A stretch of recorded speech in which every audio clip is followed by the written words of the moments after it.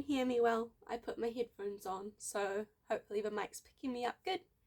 I wanted to talk about my new line, Donut Decay, which officially got released not too long ago, like a couple of weeks. It came off a pre-order, and I now officially have some limited stock available. Overall, there's been 50 of each item that's been produced, which includes the pre-orders, so not all 50 are available because some people got in really quick.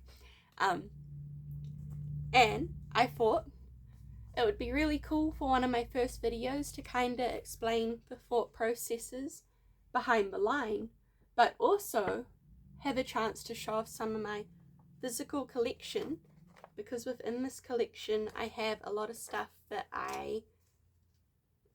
influenced me since I was a kid, and that influence definitely came in and helped shape essentially what this line turned into.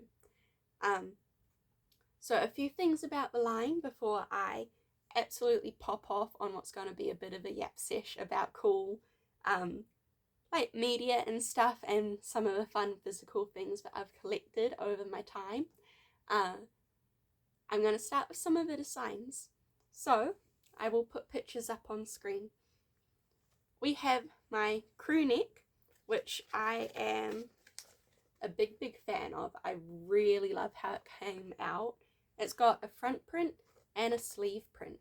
So the front print showcases my man Donut Boi, and something I was really excited about getting to be able to do with him was kind of like a soft level pie chart of sorts, showing off the 5 stages of decay. After all, that is the main theme of this line. The overall line was based from 5 stages of decay, and then I decided that it needed to be approached with the energy of metal artwork and the metal genre. So a lot of the artwork that I see attached to heavy metal and stuff like that is this really cool, drippy, gory looking messes of lots of information. And I love it. It's such a sexy art style. I've always thought it was so cool. It goes hand in hand with those metal logos that looks like someone threw down a bunch of sticks and went, "That's my band name." Which is so cool. It's awesome.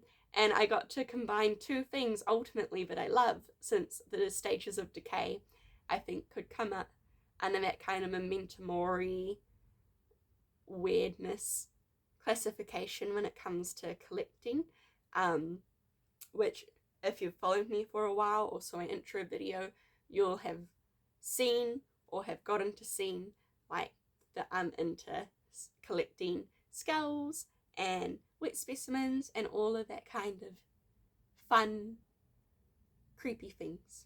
I don't know. It's cool. It's really cool. And so that's where pretty much all the inspiration came for this line. So with Donut Boi, I decided the 5 stages of decay would perfectly encapsulate around him, and I got to do this kind of nice fade through the stages. So in the top corner, he starts off nice and fresh, and as you go around, he moves through bloat, and he moves through active decay and advanced decay, and then you've got that little bit of skeletonization before it links back up to his nice fresh pink frosting. So it was really fun to get to play with. And then of course I got to do those kind of metal logos and fonts throughout this line, which was so much fun. I love getting to make them. I have a couple of techniques in making them. So my joke about the sticks isn't entirely a joke. Sometimes if I get stuck on how I want to approach the design, I will Google search. I'll be brambles or pile of sticks, and then I'll just select an image that just looks very busy, pure brambly, thorny, sticky mess, and then I'll see if I can find letters within it, and I'll use that as a base, and I'll start working off of it. And then my symmetry tool normally comes into play, because I love I love the nice symmetry you get in there. And so by the time you've built up on top of these weird letter styles that you've found within nature, essentially, and then done all your offshoots, you get like just a great metal logo. And that is probably how I did a good half of these. I think I definitely did it for the crew neck's main fonts around Donut Boi. So it does say Donut Decay. And then I have the sleeve prints, and it's all 5 stages of decay listed down the sleeve, which I thought was really, really cool. You don't see a lot of sleeve prints, maybe a little bit more in like fast fashion and if you go into Hallenstein's, I suppose, but they're a little bit trickier to suss within like the smaller artist spaces, because again, it's a little bit more money that you have to put in, and not all suppliers are willing to do sleeve prints or pant printing and stuff like that, so it can take a little bit of hunting too, but your girl's got you. I've sweet talked my supplier a couple of times, and they're absolutely amazing. They're so wonderful, literally the best. But yeah, so they did this beautiful sleeve print for me, and each stage gets its own sort of font, which was a lot of fun to play with. My favorite of the two would probably be the bloat font. Mainly because I just really got to lean into the idea of like bloated skin. It was fun doing all the little veins and stuff like that, and those big blocky lettering. And then also skeletonization, which this one I was really iffy on. It took me a few goes. I had to rework it a few times. I do like it now though. I think it's really fun having the letters kind of make up the majority of the scowl. That's such a fun way to end it. And overall, the colour schemes have come out really nicely. They printed in a way that, compared to, I suppose, what they look like on my screen, they translated into real life so lovely. I'm so happy with how they turned out. Along with that, I have my beanie, which is essentially just the Donut Decay logo, but I did make Donut a bit easier to read, which I think is going to kind of help people be like, oh, and actually recognize it in the wild, because as much as I love metal logos, they're pretty illegible. Like, unless you really know the band, and then sometimes I wonder if people are just good at recognizing the style, and so they go, I know that says this, but if they were challenged to find the letters, I don't always know if they could. Oh no, call me a fake fan, I can't read your fonts. I just think they look really cool and I can recognize them sometimes. Then we also have the tank top, which I think this is one of the coolest designs I've done as well. This line popped off so well. I feel like I was just in a flow state. I was so happy with how everything turned out. But the tank top was kind of inspired by more album artworks. Specifically, I'll see if I can find an image of it, but I remember, and I have no idea if my memory is correct here or not, but I remember an Iron Maiden album cover with like the dude with the big frizzy hair, and I could have sworn he was coming out of a grave. Did I ever look it up to see if I was remembering it correctly? No, I didn't. I just went, I think I kind of remember that. That was really cool. I want to do something akin to that. And so I was like, I'm going to have Donut Girl coming out of a grave. After all, this is the 5 stages of decay, and what better to showcase a little bit of decay than essentially a zombie.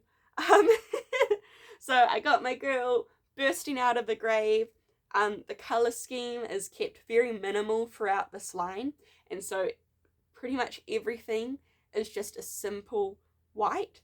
and then you have this beautiful like pink donut girl with that heavy contrast and bringing the blacks in there to show her shadows and also give me a way to involve a little bit of modesty within the design, so you don't, there's tits and ass there, but like the parts that need to be censored have been censored, so you can like wear it pretty much anywhere and not get in all that much trouble, which that was really fun to work around, getting to work in some of the bones, because my characters are weird little eldritch horror amalgamations.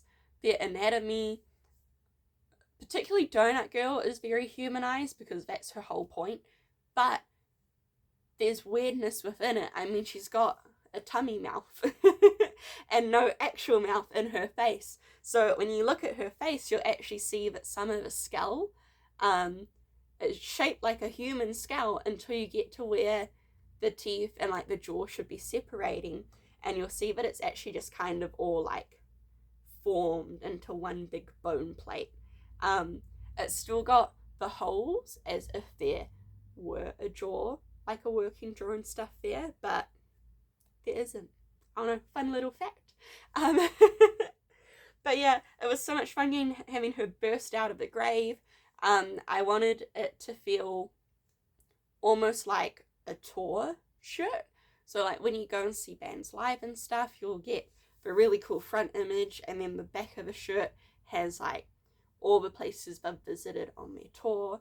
And for this line in general, I kind of wanted it to be a shout out, because I feel like you can love the artwork but not necessarily be that into metal sometimes, but you still want to like rep these really cool art pieces. And I mean, my fellas, they're not a metal band, they're just, the line's inspired by it. So this is a really cool way to kind of bring in that metal look, while still giving people a chance to jump on it without having to be like a fan of a specific band and know some of their music, which I don't know if I'd get flack for it. I feel like if you're going to wear a band t-shirt or anything like that, you should at least know they're a band and like know a couple of their songs. I'm not saying you gotta name them, I'm not that person. I'm just saying like having listened to them and knowing you like them is probably a good thing to have and do and be knowledgeable about before you go repping the merch, even if it just looks cool. But not everyone assigns to that. That's just my take. I don't know if it's all that hot. Let's get back to talking about my line.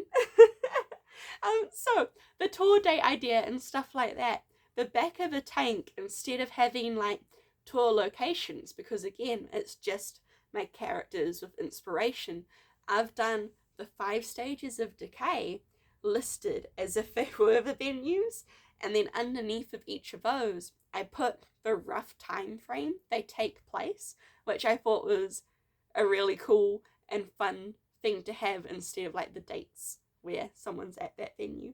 But yeah, I really, really like how it's come out, and I think a lot of you guys really like the tank top, because I got a small batch just before Auckland Armageddon, which meant I got to sell like a couple of the items. I had really limited quantities, and those tank tops, yo, they sold so well. You guys were into them. I do still have some in stock, so they're not completely gone, but the amount of love I saw for them was, bro, all my heart. You guys are so cool. And then on top of that, I brought in track pants. Now, I was a little bit iffy on if I wanted to do trackies for this line, but everyone loved the biblically accurate Donut Boi track pants so much and hyped me up every time I go to cons. A bunch of the artists who got them off me will be like, bro, I live in your trackies, they're so comfy, I love them. And I'm like, oh my gosh, stop. But I really appreciate it. I won't lie, I kind of live in my pair too. And I'm just so happy that they've been so well received. And I've been asked when I was creating this line, like, are there going to be more track pants? I really like your track pants. I need another pair. And so I was like, well, let's give the fans what they want. So, yeah, no. On top of that, I did also just like the fact that I got to offer track pants because it is something a little bit more unique.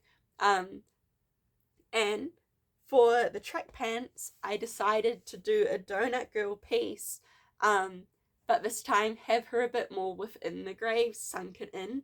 In my head, I like to think like she was buried in a shallow grave, and the rain's kind of washed some of that loose dirt away, so you can see like her face and a couple of arms, and she's got like her tits out a little bit. It's still fairly covered up. You don't see too much, but you do see like a nipple. So they're a little bit more scandalous, I guess, than the tank top, but it's very subtle. It's very cute, very cool. And then I got to dot some little donut boys below her, and they're going through the stages. Like, I'm wearing them, so I'm looking down to them when I'm talking to you, but I don't think I have like ta-da! You can't see any of it. That's fine.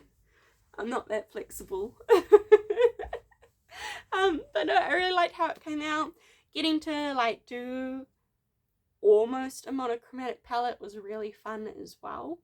A lot of people would come up to me and tell me, yo, your biblically accurate Donut Boi line's sick, but it's too pink for me. Which, hey, okay, fair enough. This line's for you then, because there's way less pink. Look, pink is like a colour that is locked in to the art that I do at this stage. I think it's really pretty, but I get that you don't want to wear like an insane amount of it. Now it's your chance to really get in on some cool merch. And then really outside of that, we had the keychain, which I thought was something really fun and really cute, designed to kind of homage CDs, with the album artwork on the front, and then you flick it out and you have that little classic Donut Boi from the crew neck on the CD, and you get to fidget with it. The stickers were also just like a chance to have a smaller item from the merchandise that's essentially a key element from within the range, like Donut Boi on the crew neck, or Donut Girl coming out of the grave on the tank top, and then also just one fun vinyl sticker of Donut being like, rock on, with some cute little spiked bracelets. So now that we've talked a little bit about like the design processes and things that I think are really cool on the new line, I thought I would show you some of my collection and talk about some of the cool things within it. And these are things that I have grown up with to some point, and that I think have probably made some sort of impact within my choice to really go into metal and stuff like that on this line. So to start off with, I got into metal unknowingly when, I must have been about 4 or 5-ish. My brother got me an MP3 player, and he put all sorts of songs on it, like a massive range. There's hours of listening on it, which was super cool. And I remember sitting on the car as we went for road trips across New Zealand, with my little earbuds in, listening to the songs.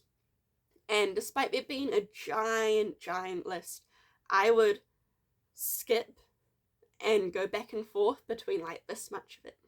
And on that list that I was like skipping between, it would go from like Evanescence, you got like Bring Me to Life, the classic, and I think a little bit further on there'd be Dragon Force, Land of Dragons, which I loved. I thought that was so cool. I mean, a few tracks later was Bodies by Drowning Pool, and like another classic that everyone knows. And I just like skip between them and go back and forth non-stop. I had no idea like what the genre was. I just knew that I really liked these songs, and on occasion I would like continue through the playlist and actually let it start working through the rest of the songs. And a lot of the time I would regret it, because it meant when I wanted to listen to like Drowning Pool or Dragon Force or Evanescence again, I would sit there and I'd be like skipping songs non-stop, because there's no way on the MP3 player to just scroll and select what you wanted. You just have to skip through until you saw the song title or heard the starting beats. So that's where it started. And then eventually, once I hit like college, and started making friends that were like into interests like that, I started to learn about what these genres were, and I was able to explore them. And within exploring them, I very quickly got into like emo, scene, metal in general, and all its offshoots. And some of the cool things I have from that, I have here on the floor with me. So speaking of like the emo scene, I got this from an op shop, which is like a Hot Topic CD and DVD. It comes with both, which is really cool. And it is a mixture of, look at that art. It is a mixture of different songs by different bands. And this is probably one of my most played CDs in my car. All of these usually live in a box in my car, so I can easily access them. I love it. It's such a throwback. I can sing along to a lot of what's on here now, even if I couldn't tell you the names of them. I was going to tell you one that I really liked, but for realsies, I'm not sure which name it is. I'll tell you when I hear it though. It's a really fun song. Off of that, I also got into like your classics. So I feel like, of course, everyone knows good old System of a Down and Slipknot. Absolute bangers. They're really popular for a reason. Great songs, great music, love it. On top of that, I was also a massive Avenged Sevenfold lover. This is the only Avenged Sevenfold CD that I have at the moment. I would like to change that.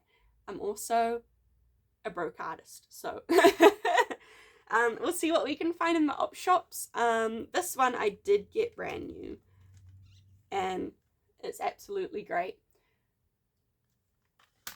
I love to sing along to that one. In that vein, I also really got into Royal Blood in my later years of college. I think they're a really cool band. This was the album that got me into it. And interestingly enough, so when I was at college, I did a few drum lessons. I went to music class for like 1 year before I realized that I'm just not all that musically gifted. But I did drums, and Out of the Black. It was the first Royal Blood song that I ever heard, and I learned how to play a slightly simplified version of the drum track to that song, which was really, really cool. If you asked me to do it now, I couldn't. There's no way. I practiced like terms to play that song, and it got me a really good score on like my like final, I suppose. But yeah, I don't have the gift to actually like make anything new with music, so I'll stick to art. It is why though I feel so honoured whenever people like come and ask me to do any sort of music artwork for them. So I've had the Stomach commission me a couple of times to do their Swamp Fest posters, and I've had a few different musicians ask me to like do their album covers. That's actually how I met my ex-boyfriend. He commissioned me for an album cover, And then a while later I saw him on a dating app and I was like, hey, I remember you. But he's an ex now, so as cute as that story is, that's as far as it really gets to go. I love to go op shopping with my friends, and my friend Ellie, shout out Ellie, always finds the sickest CDs. Anyway, she found the Siva CD the other year, and as much as I recognize the art, I was like, fuck, I don't think I've actually listened to them. So I nabbed it because she wasn't grabbing it, and oh man, the inside's kind of fucked. I should probably get a new case for it because it doesn't hold the CD in place. But I've been missing out, man. I love Siva. This album slaps so hard. It's really, really good. I'm pretty sure they're like within that dad rock classification now. But oh, great band. Love them. One other CD I'll show off is this really cool homemade, like I didn't make it, the band made it, but I have the Crustful album by Days and Days. And a fun story to go along with this is, so Whitney, one of the female singers, came and travelled New Zealand. You can see like a bunch of the tour spots and stuff. She did Australia as well. But you've got Palmerston North Fair at Looking Glass, which was where I was able to attend. That pub isn't there anymore. But she came and I got to see her perform live, and they had a little merch stall. So on my battle jacket, I've got like this big Shibby Pictures patch, which is awesome, as well as like a Days and Days patch. And then the CD itself is like the sick, homemade, very punk, like straight up burnt Sharpie with the sounds on it. And I love it. This is so cool. I think it's one of the first people that I saw playing live, like ever, while knowing who they were and being like, oh my god, I really wanted to go see them. So that is an insanely cool thing to have in my collection.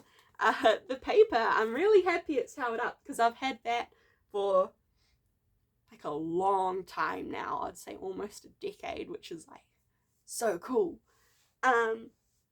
One last thing I will show off before I get into more of my DVD realm is this one. So, Utilize for Remains. I got to go and see Obituary play live at, I think it was Valhalla in Wellington. That was so cool. One of my first like metal concerts that I was like, I gotta go see that. This is not Obituary, of course. I got the CD at the merch table because Utilize for Remains played before they came out. And I'm going to admit something else to you guys, is a lot of the time, I don't know what you're saying in your death metal and your black metal, but I like how it sounds. Like, that's a cool noise you're making, bro. I'm in. Sometimes I'll look up lyrics, or sometimes if I really like the song enough, I'll slowly start to learn the words, you're like piecing it together. My favorite Obituary song, these guys are really cool, but I've only actually listened to this album. Still very fun, and it's what led me into my Obituary story. But what got me into Obituary is I had this thing where if they have a really cool animated video, even if I don't necessarily like the music, which in this case I did like the music, but I'll like watch the animation over and over and over again, and it eventually gets me into whatever the song to that animation is.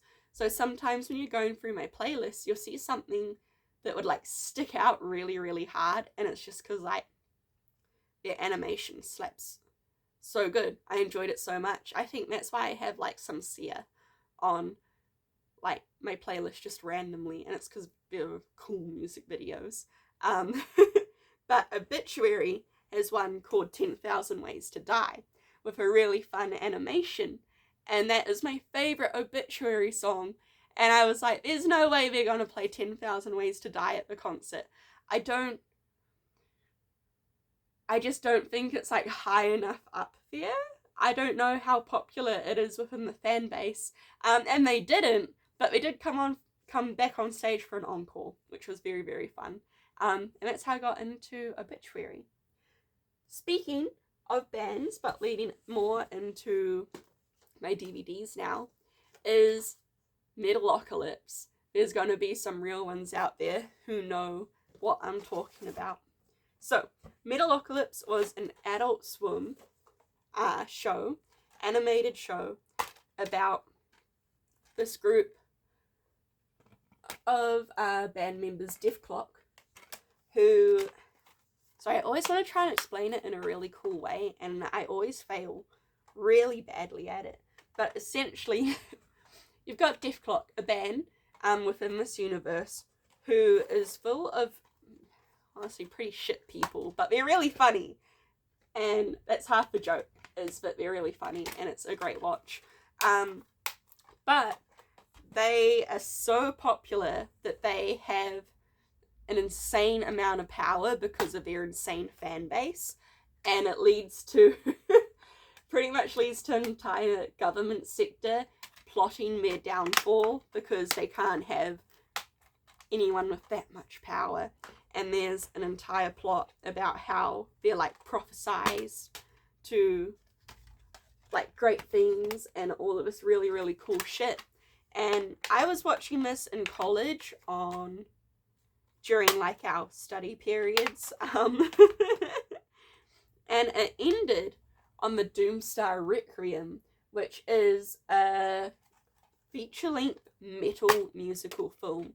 And to say that this like altered something in my brain chemistry is an understatement, because I fucking love this movie so much. The soundtrack is an absolute banger. And then it got cancelled and the movie ended on a cliffhanger. But the fan base was so strong and wanted a proper finish to their films that we eventually got a real finale. You'll notice this one is on Blu-ray, despite the fact I collect DVDs. If Blu-ray is the option that I have to go, it's the way that I have to go. So cool to actually get a proper finale to the series altogether. Personally, I do prefer the soundtrack in Doomstar Requiem, but they're both still really great movies. It is something I should rewatch again. And during the release of this one, you had a chance to get in with pre-orders on all this cool merch. So I also managed to get this like Def Clock magazine, and it tells you all about like Brendan Small and the creators behind it. Like, look at that art, by the way. Isn't that cool? And it tells you some of the thought processes. Now, a really cool thing about Def Clock is that each episode has like a snippet, right, of a song. And then they actually go into the studio and turn that snippet into a full-fledged song. So each season has their own album, along with the movies having their movie soundtrack. Oh man, I love this series. So this one is the first album, Def Clock the Deaf album. I could have sworn I also had another one of their albums on CD. It's the purple one with like the mermaid. I have a feeling it's probably slid under the seat in my car somewhere, because I swear to God I have it. But yeah, absolute banger. For a while there, circling YouTube, there was an animation called Bat Metal, and Bat Metal is done to Def Clock songs. If you didn't know, now you know.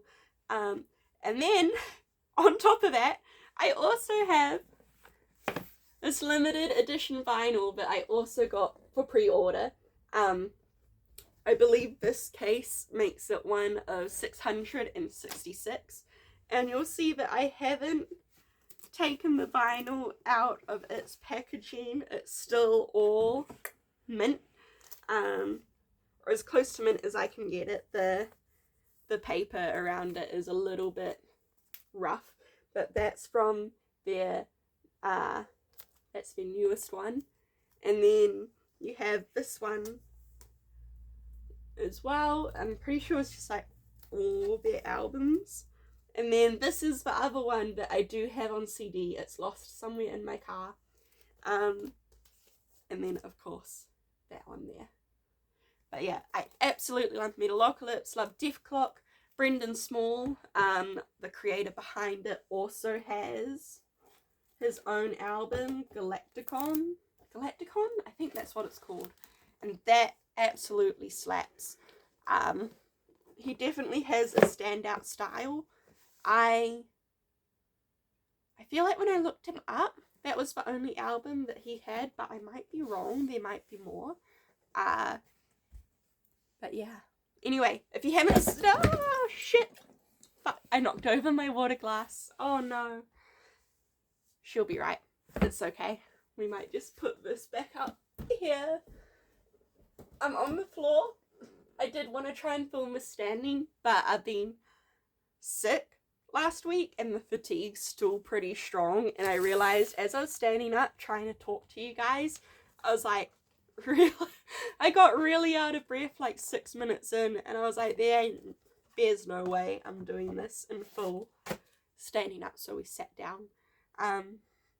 Rip my water though, that's really bad. That fell on my speaker. I'll have to clean that up after this. Oh no. Mishap aside, where were we? We were on DVDs.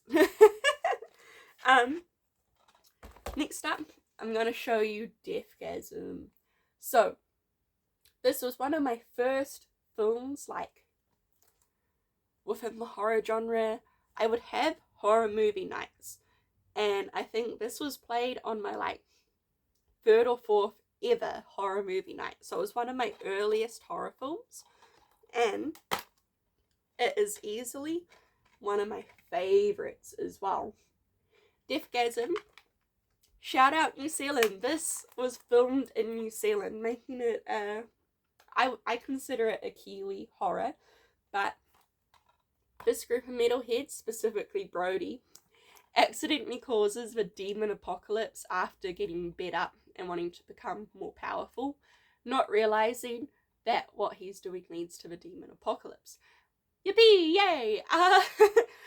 All sorts of shenanigans ensue. It's really, really fun, really silly, really goofy, with a great soundtrack. And speaking of the soundtrack, they have Bullet Bout, a New Zealand metal band who is on the soundtrack and got me really into it. And that's the whole reason I'm wearing this shirt. You see it? Bullet Bout with Alof and Brody from Deathgasm. Hell yeah! This was gotten for me by one of, like, the coolest dudes I kind of know. And his name's Dennis. I worked with him at one of my first jobs, like, ever. He came on a while after I'd started there. And he's just, like, this sick punk dude. Like, old school, really cool guy. And then for our Christmas Secret Santa, he got me the sick Bullet Bout merch, and he got me the Bullet Bout album I just showed you. So shout out Dennis, you're really cool. But yeah, I absolutely love Deathgasm. I have Alof. I started my sleeve this year, and Alof has been lined in. He will be getting coloured in, just like Freddie, when I have more money to go get more done on it. There is also a second one. So about 3 years ago, they did a Kickstarter to fund Deathgasm Goremageddon. I was absolutely a part of that Kickstarter. I dipped into my savings and popped as much as I could into it.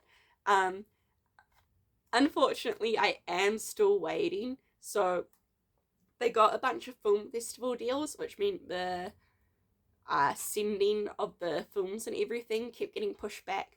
And now they're in talks with a streaming service, but it keeps meaning that the releases get pushed back.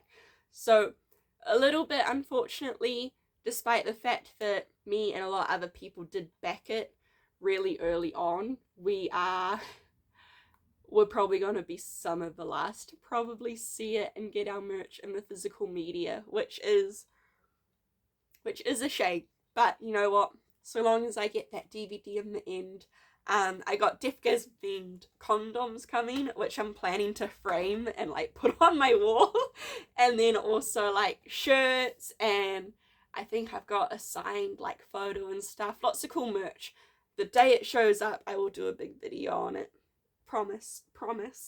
On top of that, I have 2 other DVDs that I'd like to show you before we finish the video. First up, I'll show you the Devil's Candy.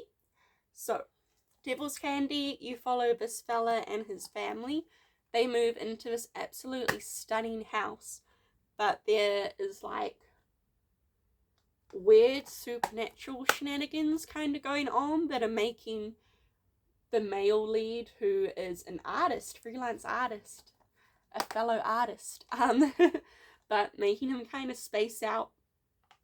You have the old occupant of the house, who he's got to be somewhat on some sort of spectrum, or he's just like low-key possessed, maybe a bit of both, but they're clashing, and it leads essentially to the dad having to choose between his dream career, more or less, and going big, and his family. And the whole soundtrack is just banger after banger after banger, full of classics, but also full of songs that I'd heard for the first time, like particularly Conjunctivitis by, I want to say Spider Bait, but that might be wrong. Fact checked it. That's who they are. We'll see if I'm correct. But yeah, that's a banger of a song. Love this DVD, love this movie, really recommend it. And then, to finish off the video, another big one is Green Room. So I also watched this very early on in my horror days. As you can see, I've got a lot of horror, it's my main genre. But Green Room follows this punk band who end up having a replacement gig after their first one just doesn't work out. But the kicker is, it's at like a Nazi bar, and everyone that's like attending is kind of a shit person, if not an outright awful person, and they go backstage, right, to, after finishing their set, and antagonizing the like everyone there, only to kind of see the end parts of a murder. And so now they're trapped in the pub, with all of these like horrible people trying to get them so that they can't get out and, like, you know, inform the cops and get anyone in trouble. It's a bit of a grim one. It's pretty dark in areas, but I really like it. Again, great soundtrack. So you can kind of see now how a lot of these overlapping tastes kind of worked in and had influence on my choices for this current line, and I think that's really cool because it makes it really exciting in a sense that I can pop off and talk non-stop about all of this. So I can see I've been talking for like 40 minutes. This definitely was not an Instagram short. But yeah, I hope you found some new media that you might want to check out. It's been really fun actually getting to go in depth on this one. As much as I love the biblically accurate Donut Boi line, and I could pop off on that for a bit, I feel like it's not as deep rooted into my childhood and my interests as much as this current line. Because I get to pull out all of these cool collectibles and physical media pieces that I own and really just tell you about these cool things that pretty much impacted me since I was a little girl. and continue to do so. So yeah. If you want, you can go check out my line. I guess I'll put links in the description to like my website and all that other jazz. But yeah, thank you for listening and hearing me yap about metal and DVDs and things that I like and my art. And I will see you in the next one. Bye!